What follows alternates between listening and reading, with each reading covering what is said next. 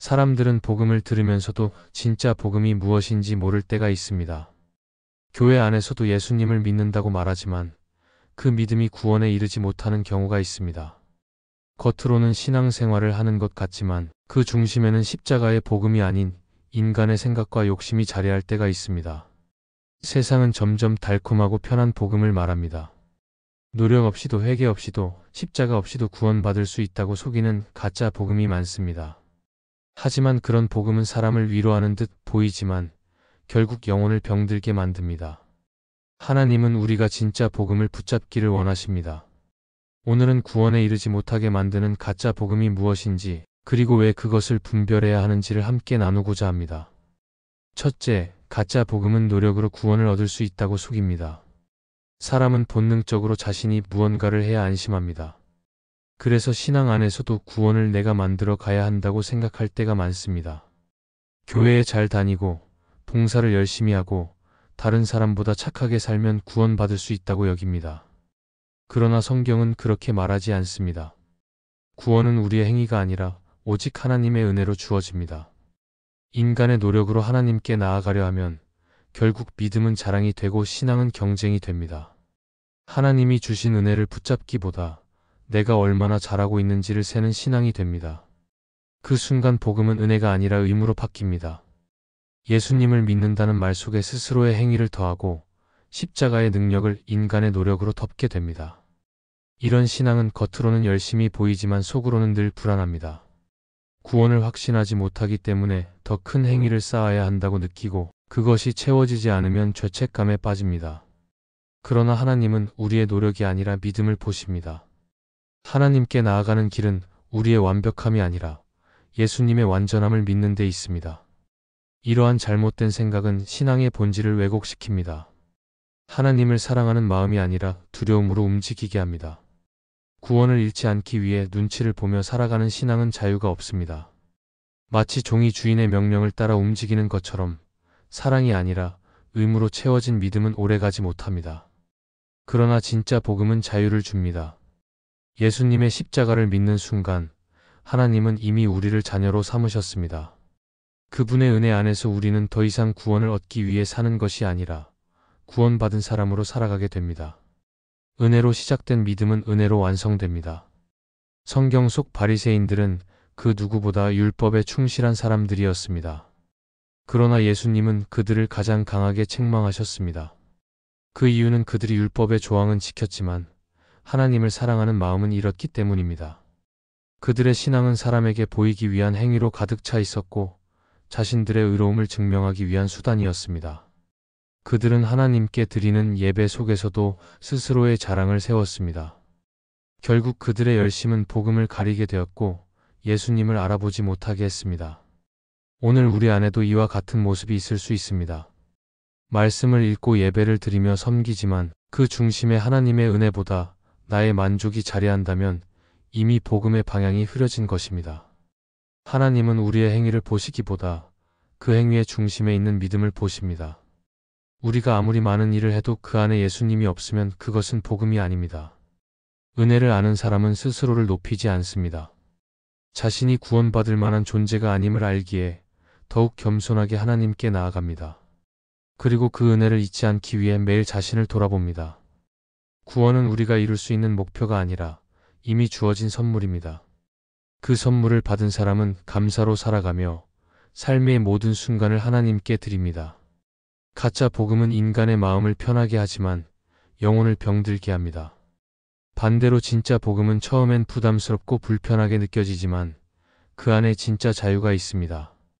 우리가 스스로를 구원하려는 시도를 내려놓을 때 비로소 하나님의 은혜가 우리 안에서 역사하기 시작합니다. 하나님은 완벽한 사람을 찾지 않으십니다. 오히려 부족함을 인정하는 사람을 통해 일하십니다. 구원을 스스로 만들려는 자는 늘 불안하지만 구원을 은혜로 믿는 자는 평안을 누립니다. 그러므로 복음의 핵심은 노력보다 신뢰입니다. 나의 행위가 아니라 예수님의 십자가를 믿는 믿음, 그 믿음이 진짜 복음으로 이끌어줍니다. 둘째, 가짜 복음은 죄의 불편함을 감추고 위로만 강조합니다. 복음은 처음부터 사람의 마음을 편하게 하기 위해 주어진 말씀이 아닙니다. 복음은 우리의 마음을 찌르고 죄를 드러내며 하나님 앞에 정직하게 서게 하는 진리입니다. 그러나 많은 사람들은 죄의 불편함을 피하고 싶어 합니다. 그래서 복음을 위로의 말로만 이해합니다.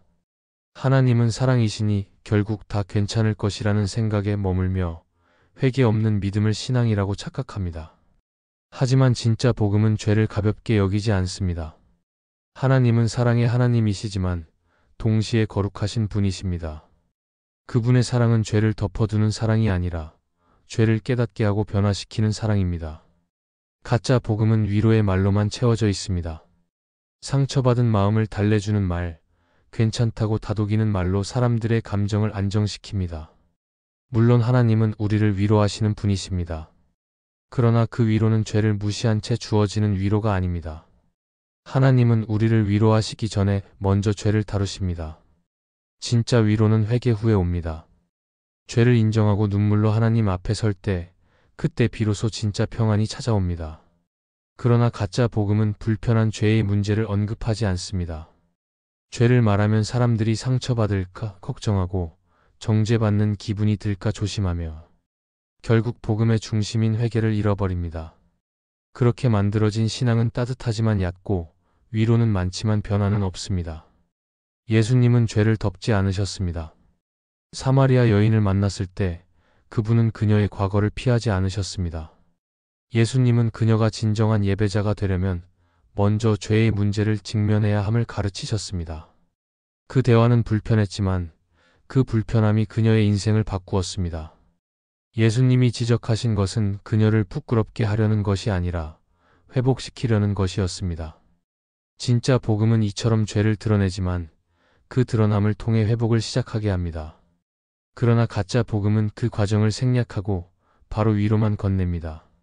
상처는 덮였지만 치유되지 않고 마음은 편해졌지만 영혼은 여전히 병든 상태로 남습니다. 죄를 다루지 않는 복음은 결국 사람을 하나님으로부터 멀어지게 만듭니다. 죄의 고백이 사라진 예배에는 감정만 남고 회개의 눈물이 사라진 신앙에는 자기 위로만 남습니다. 사람은 스스로 괜찮다고 말하며 안심하지만 영혼은 점점 무뎌집니다. 하나님은 우리에게 고통 없는 신앙을 약속하지 않으셨습니다. 오히려 진짜 평안을 주시기 위해 먼저 마음을 흔드십니다. 죄의 불편함은 하나님의 사랑이 우리 안에서 일하고 있다는 증거입니다. 그 불편함이 사라진다면 이미 우리는 하나님 앞에 서 있지 않은 것입니다. 오늘날 많은 설교가 위로와 희망만을 강조합니다. 그러나 진짜 희망은 회개 위에 세워집니다. 회개 없는 위로는 잠시 감정만 달래줄 뿐 영혼을 변화시키지 못합니다. 하나님은 우리가 깨지고 부서진 마음으로 다시 그분께 나아가길 원하십니다. 눈물이 있어야 진짜 회복이 있습니다. 상한 심령은 하나님이 멸시하지 않으시며 그 눈물 속에서 진짜 위로가 시작됩니다. 죄의 불편함을 외면하면 복음은 힘을 잃습니다. 하지만 그 불편함을 인정하고 하나님께 마음을 열면 그 자리에서 새 생명이 태어납니다. 가짜 복음은 달콤하지만 진실하지 않습니다. 불편한 진리를 감추며 평안을 약속하지만 그 평안은 오래가지 않습니다. 반면에 진짜 복음은 처음엔 아프지만 그 아픔이 지나면 진짜 평안이 옵니다. 하나님은 우리의 마음을 다루실 때 언제나 진리를 통해 일하십니다. 죄를 외면하는 대신 회개로 나아가야만 그분의 은혜가 우리 안에 머물게 됩니다. 진짜 복음은 우리를 불편하게 만들지만 그 불편함 속에서 하나님과의 관계가 회복되고 마음이 새로워집니다. 그러므로 죄를 가볍게 여기는 복음은 복음이 아닙니다. 하나님은 지금도 불편한 마음을 통해 우리를 부르시며 그 부르심 속에서 진짜 위로를 준비하고 계십니다. 셋째, 가짜 복음은 믿음만 말하고 삶의 열매를 요구하지 않습니다. 복음은 단순히 믿는다고 말하는 것으로 끝나지 않습니다. 진짜 믿음은 반드시 삶으로 이어집니다. 마음으로만 믿고 입으로만 고백하는 신앙은 뿌리가 얕은 나무와 같습니다. 겉은 푸르러 보이지만 바람이 불면 쉽게 쓰러집니다. 하나님은 우리의 입술보다 삶을 보십니다. 믿음은 말로 증명되는 것이 아니라 삶의 열매로 드러나기 때문입니다. 그러나 가짜 복음은 믿음을 감정의 고백으로만 축소시킵니다. 예배에서 감동을 느끼고 눈물을 흘리면 그것으로 충분하다고 생각합니다.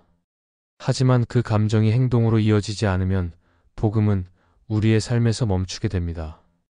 예수님께서는 제자들에게 열매로 사람을 알 수 있다고 말씀하셨습니다. 열매는 신앙의 결과이며 동시에 복음이 실제로 작동하고 있다는 증거입니다. 그러나 가짜 복음은 이런 열매의 과정을 생략합니다. 믿기만 하면 된다고 말하며 순종의 부담을 지우려 하지 않습니다. 사람들은 그 말에 위로를 느끼고 안심하지만 그 안심이 결국 신앙을 멈추게 합니다.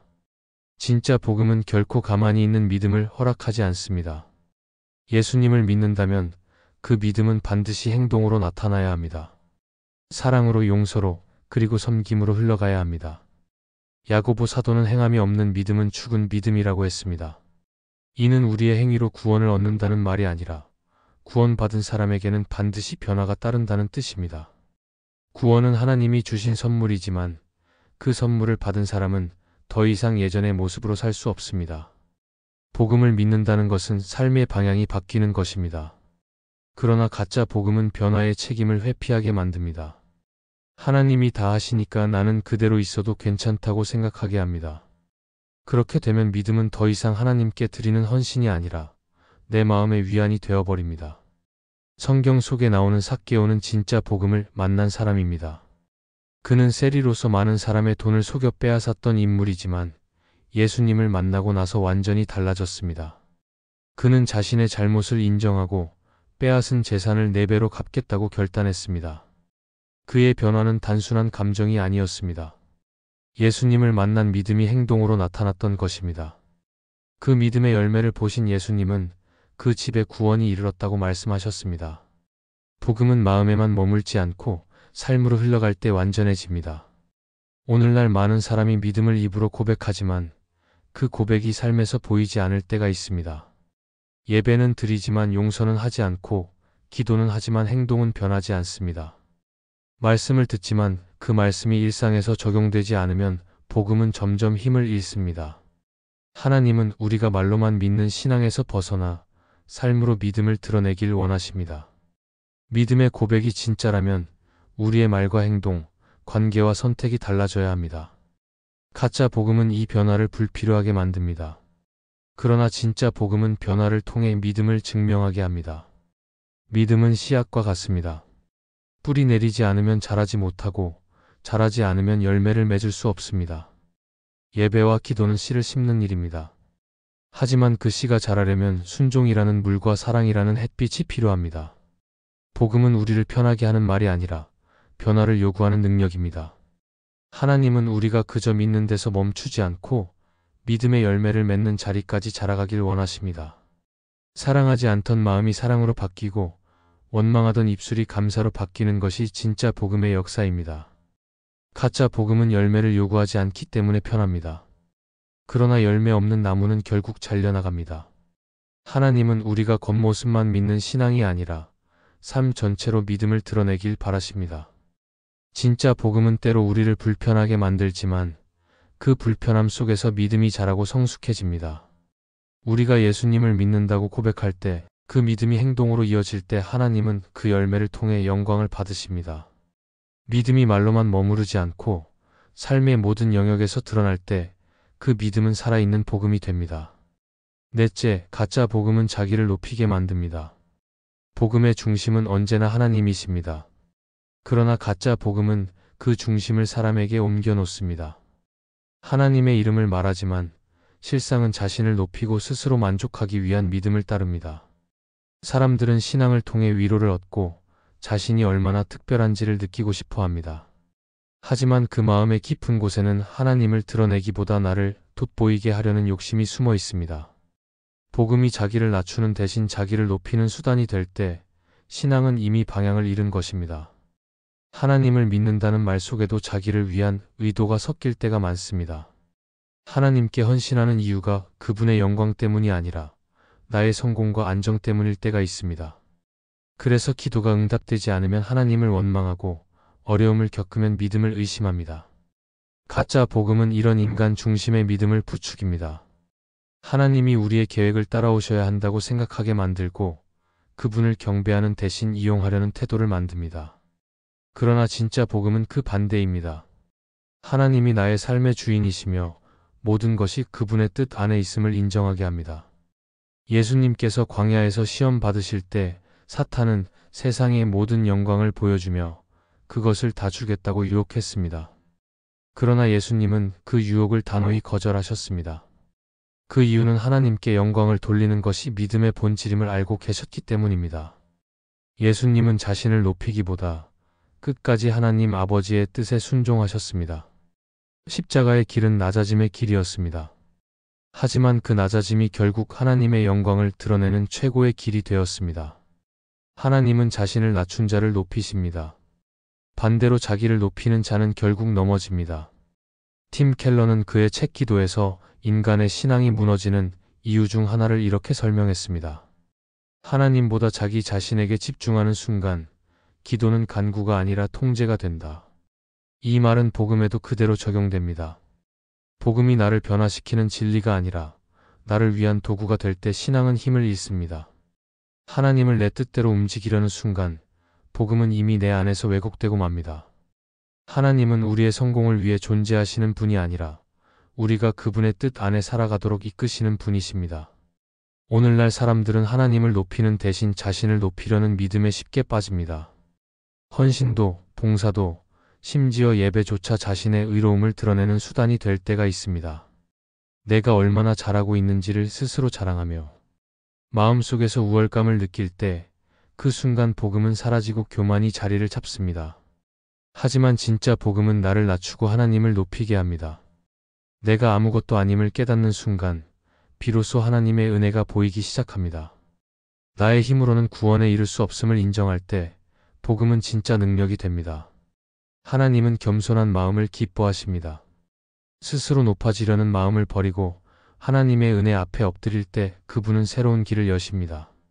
세상은 스스로의 힘으로 성공하라고 말하지만 하나님은 내려놓을 때 참된 자유가 온다고 말씀하십니다. 우리가 스스로를 높이려는 마음을 포기할 때 하나님은 그 빈자리를 은혜로 채우십니다.